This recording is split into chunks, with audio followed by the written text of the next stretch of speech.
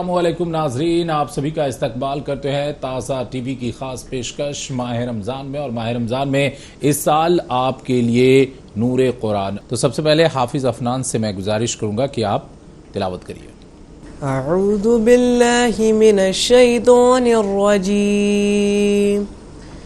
بسم اللہ الرحمن الرحیم، قل یا ایہا الکافرون لا اعبد ما تعبدون ولا انتم عابدون ما اعبد ولا انا عابد ما عبدتم ولا انتم عابدون ما اعبد لکم دینکم ولی دین، صدق اللہ العظیم۔ بسم اللہ الرحمن الرحیم۔ شروع اللہ کے نام سے جو بےحد مہربان نہایت رحم فرمانے والا ہے۔ آپ کہہ دیجئے کہ اے انکار کرنے والو، میں ان کی عبادت نہیں کرتا جن کی تم عبادت کرتے ہو، اور تم اس کی عبادت نہیں کرتے جس کی میں عبادت کرتا ہوں، اور نہ میں اس کی عبادت کرنے والا ہوں جس کی تم عبادت کرتے ہو، اور نہ تم اس کی عبادت کرنے والے ہو جس کی میں عبادت کرتا ہوں۔ تمہارے لیے تمہارا دین ہے اور میرے لیے میرا دین۔ معزز و محترم ناظرین، یہ جو سورت ابھی آپ کے سامنے تلاوت کی گئی، سورہ کافرون، قرآن پاک کی مشہور ترین صورتوں میں سے ہے۔ اس صورت کا نام کافرون ہے۔ کافرون جمع ہے کافر کا۔ کافر کے معنی کیا ہے؟ کافر کا جو مقابل لفظ ہے، ضد ہے جو لفظ، وہ ہے مومن۔ جو مومن کہتے ہیں اس کو جو ایمان لاتا ہے، اور کافر اس کو کہتے ہیں جو ایمان نہیں لاتا ہے، جو نہیں مانتا۔ تو مومن کا مطلب ہے بلیور، اور کافر کے معنی ہو گئے نان بلیور، جو نہ مانے۔ قرآن پاک نے مومن کا لفظ استعمال کیا ہے ان لوگوں کے لیے جو اللہ کی باتوں کو، قرآن مجید کو مانتے ہیں، اور جو نہیں مانتے ان کو کافر کہا ہے کہ تم اس کو نہیں مان رہے ہو۔ یہ ایک عام لفظ ہے، یہ کہیں بھی استعمال ہو سکتا ہے۔ ہر آدمی اپنے آپ کو وہ جس چیز پر ایمان رکھتا ہے اپنے لحاظ سے مومن ہو سکتا ہے، اور دوسرے کو کافر کہہ سکتا ہے کہ وہ اس کی بات کو نہیں مان رہا ہے، وہ اس کا بلیف الگ ہے۔ اس چیز کو ہم نے قرآن پاک میں بھی دیکھا ہے۔ فرعون نے موسیٰ علیہ السلام سے کہا تھا کہ فعلت کاللتی فعلت وانت من الکافرین، کہ تم جوانی کی حالت میں تم نے کچھ کام ایسے کیے، تم سے ایک اقدام قتل ہوا، اور تم نے بہت ایسی حرکتیں کی جو مجھے پسند نہیں تھیں، وانت من الکافرین، اور تم کافروں میں سے تھے، یعنی تم میری بات ماننے والوں میں سے نہیں تھے۔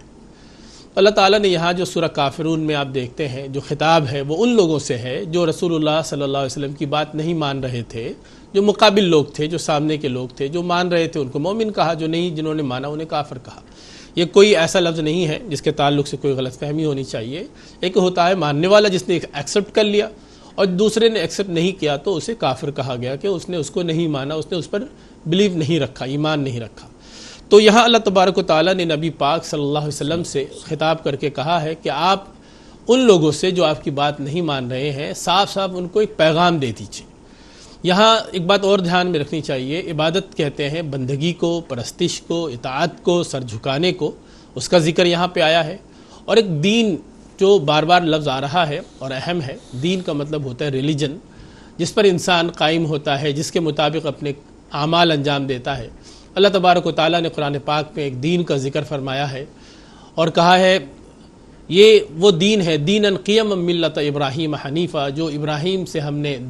دیا تھا دین، جو طریقہ، جو راستہ بتایا تھا، عبادت کا جو طریقہ بتایا تھا، زندگی کا جو طریقہ بتایا تھا۔ تو دین جو ہے، وہ ریلیجن جو ہے، وہ ایک زندگی گزارنے کا طریقہ ہوتا ہے جس کے مطابق انسان زندگی گزارتا ہے، عبادتیں کرتا ہے، اپنے دیگر امور کو انجام دیتا ہے۔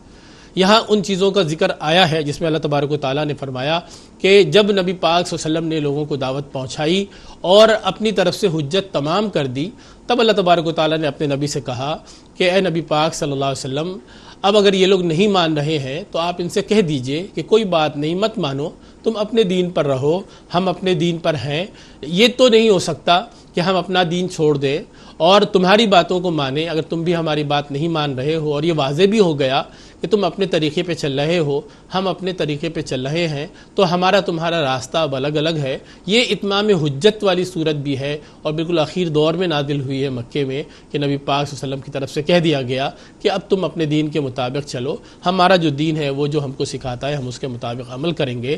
معزز محترم حاضرین، یہاں ہم یہ بھی دیکھتے ہیں، بہت ساری روایتیں اس صورت کے حوالے سے ہے کہ قریش کے کچھ لوگوں نے نبی پاک صلی اللہ علیہ وسلم کے سامنے ایسی تجویزیں بھی رکھیں کہ اگر ہم الگ الگ رستے پر ہیں تو ایسا کچھ ہو سکتا ہے کیا کہ کوئی رستہ درمیانی نکلے، کوئی درمیان کی بات ہو، کچھ ہم آپ کا لے لیں، کچھ آپ ہمارا لے لیں، ملا جلا کر کوئی راستہ نکالیں، تو کیا اس بات کی کوئی گنجائش ہے؟ تو اس صورت کے اندر ہم دیکھتے ہیں کہ اللہ تبارک و تعالیٰ نے اس کی بھی وضاحت فرمائی کہ ایسی کسی صورت کی کوئی گنجائش نہیں ہے۔ اللہ تعالیٰ اپنے بندے کے لیے چاہتا ہے، جس خدا نے پیدا کیا وہ خدا یہ چاہتا ہے کہ دین اسی کا غالب ہو، اسی کی بات سنی جائے، اسی کے حکم کے مطابق زندگی گزاری جائے، اور اس کی وجہ یہی ہے کہ وہ چاہتا ہے کہ اس کے بندے دنیا میں کامیابی اختیار کریں۔ تو اس صورت میں ہم دیکھتے ہیں اللہ تبارک و تعالیٰ نے صاف طور پر فرما دیا ہے، جب سرداران قریش نے دین مشرکین اور دین حنیف کا ملغوبہ تیار کر کے نبی صلی اللہ علیہ وسلم کے سامنے اس کو تسلیم کرنے کی پیشکش کی، تو اللہ نے اپنے پیارے نبی صلی اللہ علیہ وسلم کو تاکید کی کہ وہ اعلان کر دیں کہ مجھے تھوڑا شرک اور تھوڑی توحید والا دین قبول نہیں ہے۔